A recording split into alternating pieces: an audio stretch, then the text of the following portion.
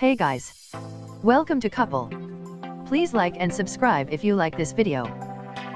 Following days of silence about the political data firm Cambridge Analytica's alleged misuse of 50 million Facebook users' data, CEO Mark Zuckerberg is finally speaking out. On Wednesday, Zuckerberg took to Facebook to acknowledge what has become a deeply damaging scandal surrounding the company's ability, or lack thereof, to protect its users' data. He also announced changes to the platform designed to protect users' data. The changes come in the wake of reports by the New York Times along with The Guardian and The Observer, alleging that Cambridge Analytica, a vendor to President Trump's 2016 campaign, and Cambridge's British counterpart SCL had harvested a trove of Facebook user data from a University of Cambridge researcher, and may have kept it, despite promises to Facebook that all of the data they received from the researcher had been deleted in 2015. By Tuesday, Facebook's market value had dropped by nearly $50 billion, as members of Congress step up their calls on Zuckerberg to come to Washington to testify.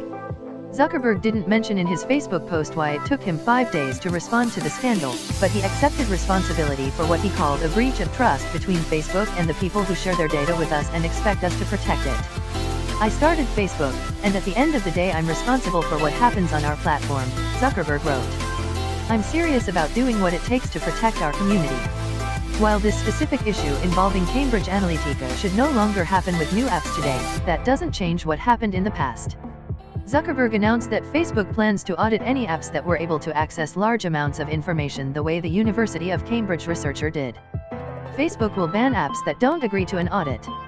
If we find developers that misused personally identifiable information, we will ban them and tell everyone affected by those apps, Zuckerberg wrote, adding that that includes the people whose data was leaked to Cambridge Analytica. It's unclear what level of detail people whose data has been abused will receive and exactly how Facebook will alert them. Facebook's tool that tells users whether they've followed a Russian troll was well hidden. Facebook also announced plans to introduce new restrictions on user data. App developers, for instance, will no longer be able to access data on users who haven't used their apps in the last 3 months. The company will release only users' names, profile photos, and email addresses to app developers when they sign up. To access posts or other data, developers will have to get further approval from users and also sign a contract. Finally, Facebook is making its tool that allows users to see which apps can access their data more visible, by moving it to the Facebook homepage. The crisis over Cambridge Analytica's alleged misdeeds snuck up on Facebook's leadership, though the company has made several last-minute efforts at damage control. On Friday night, hours before the news broke, Facebook attempted to preempt the bad press by announcing it had suspended Cambridge Analytica and SCL from the platform. It also suspended the accounts of Chris Wiley, the former Cambridge employee who blew the whistle on the companies, and Alexander Kogan, the University of Cambridge researcher who provided the data to Cambridge and SCL.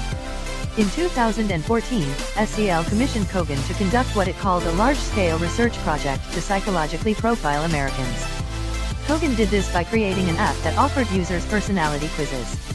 Some 270,000 people downloaded the app, thereby handing over their own data to Kogan and his client, SCL.